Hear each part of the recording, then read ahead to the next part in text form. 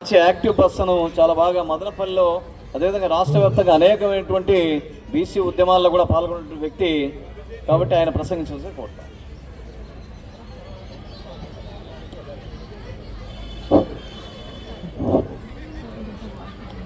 ఈ రోజున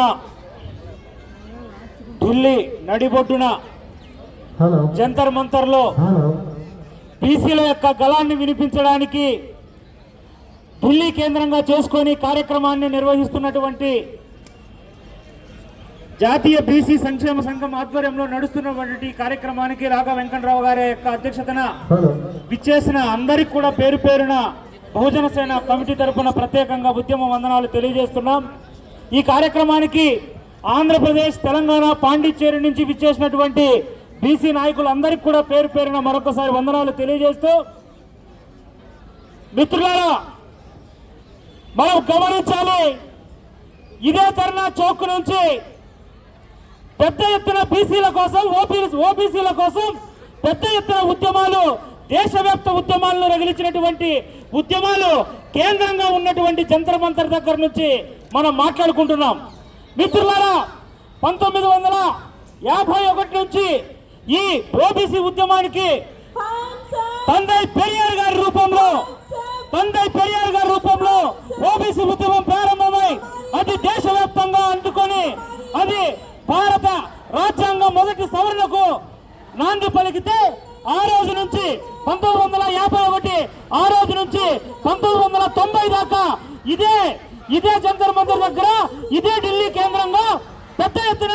ఉద్యమాలు నడిచాయనే విషయాన్ని గుర్తుపెట్టుకోవాలి మిత్రులారా. అదే రకంగా ఓబీసీలకు రాజ్యాధికారంలో ఓటా కావాలని బీసీలకు సపరేట్ గా ఒక బిల్లు తెచ్చి వారి జనాభా దామాషా ప్రకారం వాళ్ళకు రిజర్వేషన్ శాతం కావాలని తమిళనాడు సంబంధించినటువంటి తమిళనాడు గవర్నమెంట్ అప్పుడు జయలలిత గారు 3 నెలల పాటు ఇదే ఢిల్లీ కేంద్రంగా చేసుకొని ఓబీసీ ఉద్యమాన్ని నడిపి వాళ్ళ యొక్క రిజర్వేషన్ శాతాన్ని 69కి పెంచుకొని 9th షెడ్యూల్లో చేర్చుకున్నారనే విషయాన్ని ఈ ఢిల్లీ గడ్డ ద్వారా తెలియజేస్తున్నాం. అదే రకంగా మిత్రులారా ఈ రోజున గమనించినట్లయితే 1937లో జరిగినటువంటి బ్రిటిష్ లెక్కలే తప్ప బీసీలకు ఇప్పటి వరకు కూడా వాళ్ళ యొక్క కౌంటింగ్ లేదనే విషయాన్ని, సమగ్ర కులగణన బ్రిటిష్ వాళ్ళు చేశారే తప్ప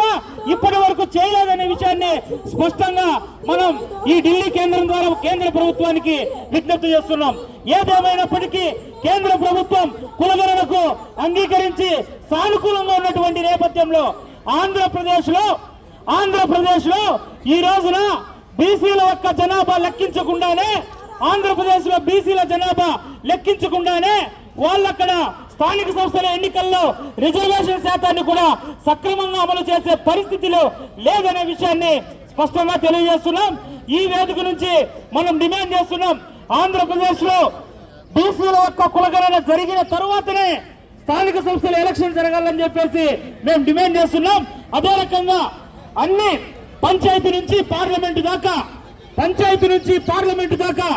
జరిగే అన్ని వాటాల్లో, అన్ని రంగాల్లో, ప్రైవేటు రంగాల్లో కూడా బీసీలకు జనాభా దామాషా ప్రకారం రిజర్వేషన్ కల్పించాలని ఈ వేదిక నుంచి మేము డిమాండ్ చేస్తున్నాం. అదే రకంగా మహిళా బిల్లు, అదే రకంగా మహిళల్లో ఉన్నటువంటి మహిళలకు, బీసీ మహిళలకు సపోర్ట్ కూడా వాళ్ళు చేయాలని చెప్పేసి సవినయంగా తెలియజేస్తూ,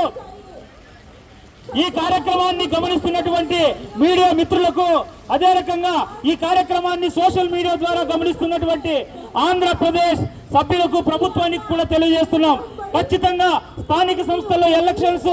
జనాభా కులగణన జరిగిన తరువాతనే వెళ్ళాలని చెప్పేసి మేము డిమాండ్ చేస్తున్నాం. అదే రకంగా బీసీలకు ప్రత్యేకంగా జాతీయ స్థాయిలో ఒక రక్షణ చట్టాన్ని కూడా తీసుకురావాలని చెప్పేసి మేము డిమాండ్ చేస్తున్నాం.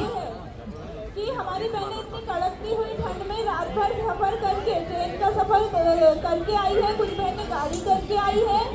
और कुछ बहनें కార్యక్రమానికి మహేష్ యాదవ్ గారు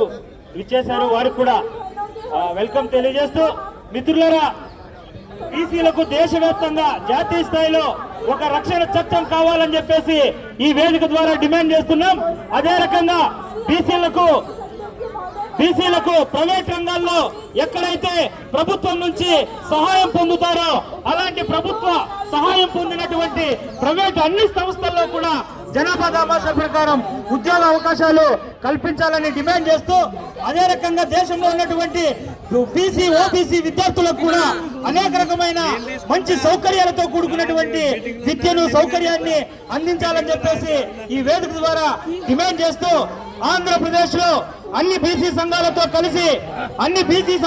కలిసి ఈ నెల 29వ తేదీన అన్ని కలెక్టరేట్ల వద్ద కూడా మనం పెద్ద ఎత్తున నిరసన కార్యక్రమాన్ని ప్రతిఘటన పేరుతో, బీసీల ప్రతిఘటన పేరుతో పెద్ద నిరసన కార్యక్రమాన్ని కూడా మనం చేసుకోవాల్సిన అవసరం ఉంది. ఆంధ్రప్రదేశ్ లో ఉన్నటువంటి అన్ని కలెక్టరేట్లలో కూడా ఈ నెల 29న బీసీల ప్రతిఘటన కార్యక్రమం పేరుతో పెద్ద ఎత్తున నిరసన కార్యక్రమానికి హాజరై మన యొక్క గొంతుకును, మన యొక్క డిమాండ్లను వినిపించాలని సవినయంగా విజ్ఞప్తి చేస్తూ, జై భీమ్, జై పూలే, జై పెరియార్, జై అంబేద్కర్, జై భారత్.